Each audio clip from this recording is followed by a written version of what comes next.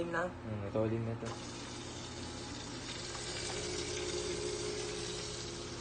Ilaw. Ilaw. Ayun.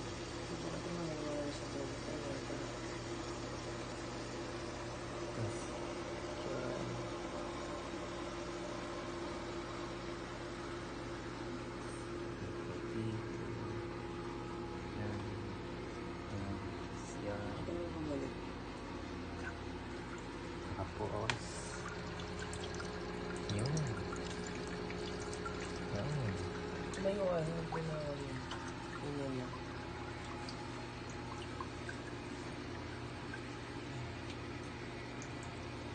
Pag nag 1 minute.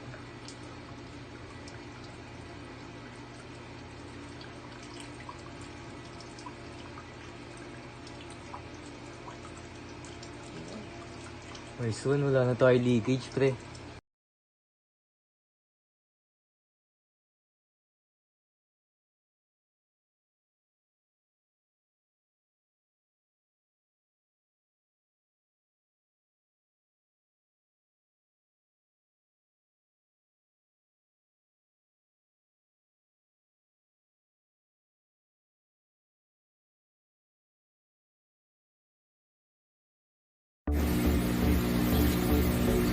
Yo mga chabibi, natapos na rin yung aking aquaponic system.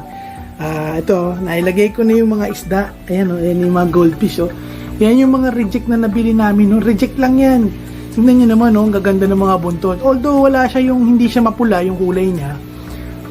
Umaga para siyang kulang siya sa nutrition. Kasi mga reject Pero at least, gumanda yung mga buntot nila para sa yung mga shibungkin ba tawag sa kanyang breed ng goldfish. Yan, ang ganda. Pero yan na yung system ko. Ito yung 20 gallons. Tapos yung gamit kong yung mga bubbles yan yung Aeolus na air pump. Tapos ito na yung ito sa side. Okay, ito na yung C-billion. Yan yung C-billion na ni-review rin natin yan kahit pa paano. Okay. Idadaan ko kayo sa buong system ko. Mula dyan sa pump, di ba? Naalala niyo yung unang video, mula dyan sa pump aakyat yung tubig. Yan, mula doon sa pump yun, naglagay ako dito ng patente. Yan yung patente para pa maglilinis ako ng pump madali ko siyang tanggalin. Tapos aakyat ito yung tubig na yan. Yan. Tapos ikinonect ako dito katulad doon sa isang video ko. Yan, nilagyan ko na lang ng tali para hindi gumalaw. Yan, mula dyan sa pipe na yan, ikot yung tubig dyan sa unang PVC. Tapos yan, yung elbow. Tapos papasok ulit dito sa pangalawang PVC. Ito natin tayo sa taas sa rack, sa unang rack sa taas. Tapos pagkatapos sa pangalawang PVC na yan, bababa yung tubig dito. Bababa, papasok dito sa pangatlong PVC. Dito na yan sa rack sa ilalim. Tapos, yan sa elbow, liliko doon, papasok doon sa huli. Sa huling PVC, ikot doon. Yan, pagka daan dyan, mag-exit yan.